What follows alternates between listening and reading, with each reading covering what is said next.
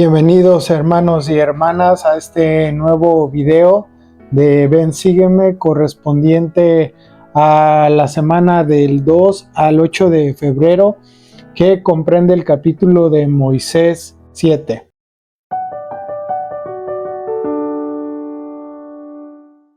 Ahora entraremos al análisis del primer principio. El Señor desea que haga esfuerzos y sacrificios para asistir al templo. En los versículos del 2 al 4 del capítulo 7 de Moisés leemos lo siguiente: y de ahí en adelante Enoc empezó a profetizar diciendo al pueblo: mientras viajaba y me hallaba en el lugar llamado Mauja, clamé al Señor y vino una voz de los cielos que decía: vuélvete y asciende al monte de Simeón. Y aconteció que me volví y subí al monte, y mientras estaba en el monte vi abrirse los cielos y fui revestido de gloria. Y vi al Señor y estaba ante mi faz y habló conmigo, así como un hombre habla con otro cara a cara, y me dijo: mira, y te mostraré el mundo por el espacio de muchas generaciones. En estos versículos, hermanos, podemos aprender un poco sobre lo que significa subir al monte. En las épocas antiguas, desde luego, no existían en muchas ocasiones los templos tal como ahora los conocemos. Entonces, en aquellos tiempos, hermanos, las montañas eran considerados los lugares santos, los lugares inaccesibles para el hombre, en los cuales Dios podría manifestarse a sus hijos y a sus profetas. Y esta no fue la excepción de Enoc, pero dice ahí que tuvo que subir al monte, y es ahí uno de los principios que el Señor trata de enseñarnos, tanto hoy como en los tiempos de Enoc y de Adán, que para poder nosotros acceder a esa montaña, a ese monte, tal como lo hizo Enoc, se requiere un esfuerzo, tanto físico como espiritual. En este caso, Enoc literalmente tuvo que subir físicamente al monte, lo cual pues sabemos que es muy demandante e incluso peligroso, pero era algo que tenía que hacer. Simplemente el Señor no podía manifestar y hablarle y darle las gloriosas revelaciones que Él le dio si Enoc no hacía un esfuerzo de su parte. Entonces, ese mismo principio aplica para nosotros hoy en día, hermanos. Requerimos de esfuerzos y también de sacrificios para poder ir a los templos, ir a la casa del Señor y poder recibir todas las bendiciones que recibimos en los templos. Bendiciones de paz, de consuelo, de sanación, bendiciones de revelación para poder tomar decisiones, reafirmación espiritual y reorientación de nuestras vidas y de nuestros corazones hacia Cristo, que es gran parte de lo que se enseña en la doctrina del templo. Hasta aquí, hermanos, debemos de reflexionar sobre estas cosas, sobre los esfuerzos y sacrificios que tenemos que hacer como miembros de la iglesia actuales para poder destinar el tiempo para ir al templo, a la casa del Señor, recibir sus bendiciones, pero también ayudar en el progreso y en el aceleramiento de su obra. Hermanos, el Señor desea enseñarnos, tal como le enseñó a Enoc, que requerimos hacer esfuerzos y sacrificios para poder ir al templo hoy en día. Y estos sacrificios principalmente se centran en nuestro tiempo, que actualmente tenemos a veces dificultades para gestionar nuestro tiempo y puesto que estamos muy absortos en nuestras actividades y en ocasiones nos demandan mucho de nuestro tiempo, pero nuevamente es cuestión de voluntad, de decisión y de determinación de desear hacerlo para después organizarnos y poder hacer esos tiempos necesarios para destinar a la casa del Señor. Y por la otra parte se encuentran esos esfuerzos espirituales y sacrificios también espirituales que debemos de hacer para poder entrar en el templo, para poder ser dignos.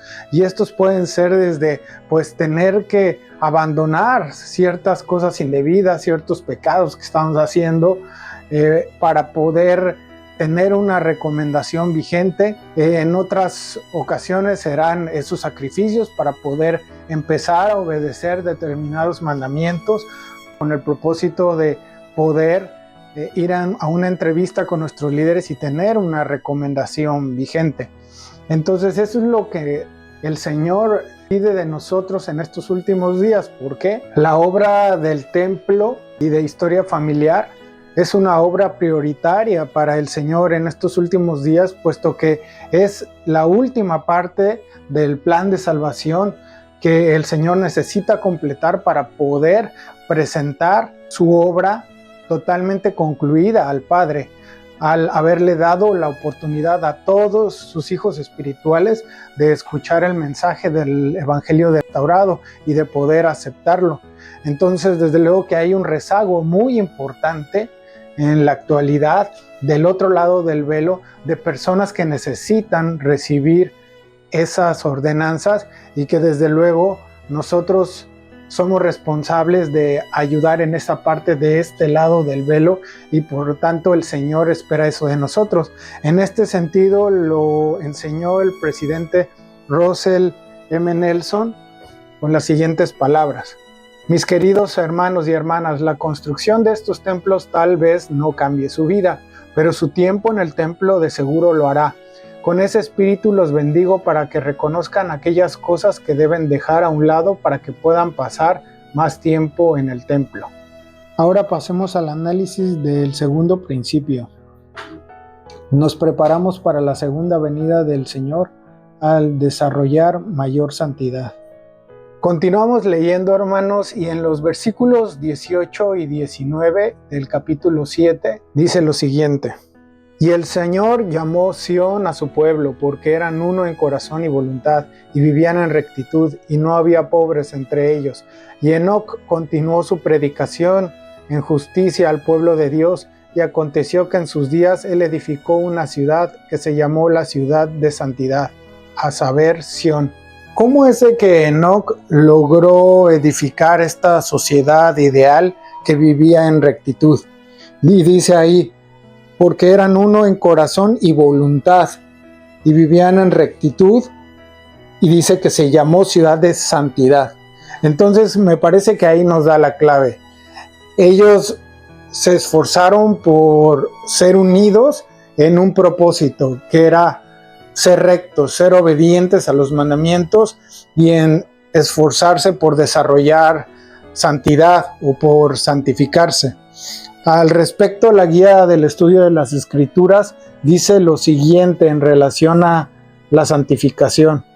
Dice, es el proceso por el cual la persona se libra del pecado y se vuelve pura, limpia y santa mediante la expiación de Jesucristo. Entonces, vemos cómo tanto para Enoc y los miembros de esa época como para nosotros en estos días previos a la venida del Señor Jesucristo, es aplicable esta misma enseñanza y este mismo principio. Y la clave es la santificación, el tratar de esforzarnos por desarrollar santidad y por ser más puros ante el Señor. Y esto dice que lo logramos al aumentar en la obediencia a los mandamientos del Señor, al esforzarnos por tratar de desarrollar los atributos divinos de Cristo. También es cuando nos esforzamos por aplicar de manera constante el arrepentimiento día a día y semana a semana, culminando este proceso, participando de la Santa Cena para así recibir el perdón de nuestras faltas y poder ser limpios nuevamente mediante la expiación de Jesucristo. En cuanto a esto, el elder Brian Ashton dijo lo siguiente: no es solo para pecados grandes, sino que es un proceso diario de autoevaluación y mejoramiento que nos ayuda a superar nuestros pecados, imperfecciones, debilidades y carencias. En el proceso de santificación, tanto el Espíritu Santo como la expiación del Salvador juegan un papel central. Primeramente, el Espíritu Santo, en su función refinadora y santificadora, nos provee de aquellas impresiones espirituales, de aquellas cosas o de aquellos aspectos en nuestro discipulado, en nuestra obediencia a los mandamientos o en nuestro carácter que tenemos que mejorar, de aquellos hábitos incluso que no son tan puros, que también debemos de abandonar, incluso la música que escuchamos, programas de televisión, videojuegos, y nuevamente todo es un proceso constante que cuando hacemos estos esfuerzos deliberados para hacer caso a estas impresiones y buscar constantemente la mejora y seguir el ejemplo de Cristo, ahí es cuando la expiación y el poder del sacrificio expiatorio de Jesucristo realmente desciende sobre nosotros para empoderar esos esfuerzos que hacemos para lograr vencer esas debilidades y esos defectos que sin la ayuda de Cristo no podríamos vencer de otra manera, ya que implican hábitos que son parte de nuestra personalidad, que llevamos mucho tiempo practicándolos y que por tanto son difíciles de extirpar de nuestro carácter. Entonces, ¿qué pasaría, hermanos, si usted de manera personal se comprometiera a trabajar en su santificación y en desarrollar santidad ante el Señor? Y después, imagínense qué ocurriría con si los miembros de su familia también pudieran tener ese mismo propósito y esa misma unidad. ¿Qué es lo que ocurriría?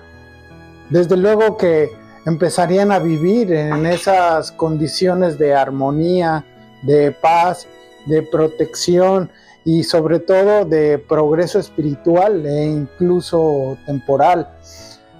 Y desde luego, si esto lo seguimos llevando incluso a los barrios o estacas, ¿qué pasaría si cada uno de los miembros nuevamente se esforzara por ser más santo ante el Señor? Lo mismo ocurriría. En ese barrio habría un mayor poder espiritual, la obra de salvación avanzaría de una mejor manera, y me parece que es justo el deseo y la intención que el Señor tiene y el mensaje que tiene para nosotros en estos últimos días. Esa es la manera en que el Señor prepara a su pueblo y a sus santos precisamente para que puedan comparecer ante Él cuando Él venga a reinar. Y esa es la manera en que funcionará por medio del sacerdocio para tratar de ayudar a cada persona para que pueda estar lista. Es precisamente a través de eso, impulsándola y motivándola para que pueda desarrollar una mayor santidad en cada entrevista, en cada interacción, en cada actividad. Ese debería de ser el propósito de nosotros como líderes y después como líderes en nuestra familia. Nuevamente deberíamos de tener esas conversaciones para enfocarnos en eso, que desde luego va a ayudar a que superemos algunos problemas, algunas situaciones o desafíos que tengamos, estemos más protegidos, pero sobre todo podamos vivir con una mayor influencia del Espíritu en nuestras vidas y podamos desarrollar y experimentar un mayor gozo en nuestro día a día.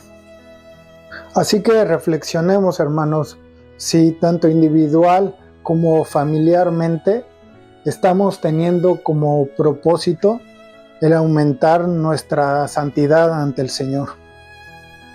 Entramos al análisis del tercer principio. La esperanza en Cristo nos ayuda a ser resilientes y perseverantes en la senda de los convenios hasta recibir las bendiciones prometidas.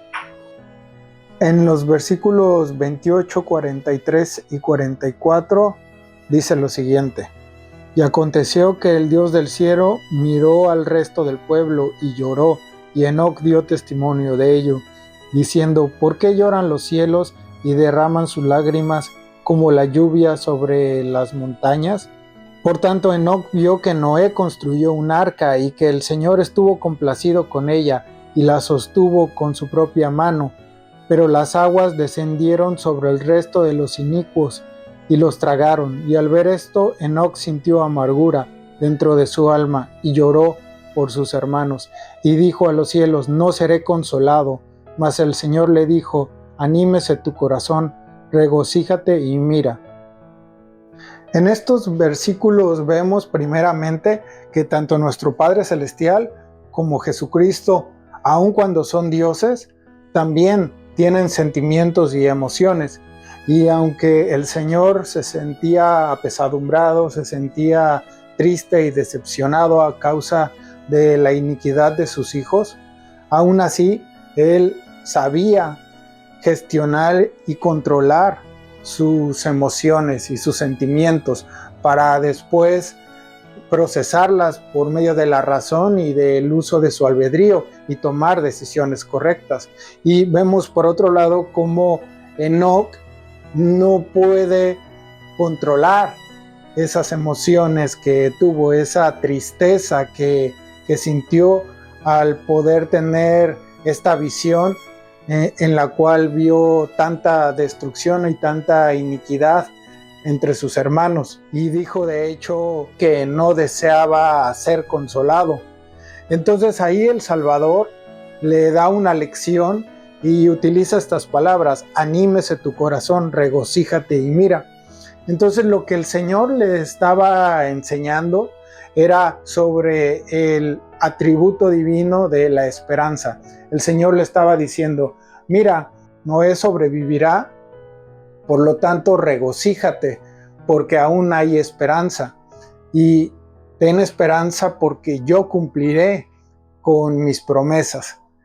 Por su parte, la guía para el estudio de las Escrituras nos da la siguiente definición de esperanza: es la expectativa confiada y el anhelo de recibir las bendiciones que se han prometido a los justos. Todos en algún punto pasaremos por alguna de estas situaciones en las que nos hemos esforzado por alcanzar algún deseo, algún propósito justo, en el cual estamos buscando o esperando que llegue alguna bendición prometida o simplemente la liberación de alguna prueba. En algún punto alguno de nosotros ha esperado que llegue algún mejor trabajo o que nuestro negocio pueda prosperar, o simplemente tener la bendición de tener un esposo o esposa, o de formar una familia y tener hijos, o simplemente la liberación de alguna prueba de salud o de algún desafío, de algún problema que tengamos. Para cualquiera de estas situaciones, el mensaje del Señor para nosotros es el mismo, hermanos, que debemos de desarrollar la esperanza como atributo de Cristo para poder tener esa confianza de que si seguimos perseverando y seguimos siendo obedientes a los mandamientos, esas promesas se cumplirán, esas bendiciones llegarán y esa liberación a esas pruebas y a esos desafíos ocurrirá en el tiempo del Señor. La esperanza no es un don, hermanos, que llega a nosotros de manera mágica o de manera gratuita, sino que es una decisión consciente que nosotros hacemos, que se puede practicar y que se puede dominar. Aunque nosotros no seamos las personas más optimistas ni positivas, podemos trabajar y el Señor desea que mejoremos y desarrollemos y nos refinemos en este atributo al hacer frente a las pruebas de la vida. El Salvador desarrolló una esperanza perfecta que le permitió no desanimarse ante la oposición, ante la adversidad y ante la injusticia, y en tener una confianza total de que su Padre Celestial le ayudaría, aunque no supiera exactamente cómo se desarrollarían los eventos en su vida, pero él sabía que finalmente el Señor le cumpliría y le otorgaría las bendiciones prometidas.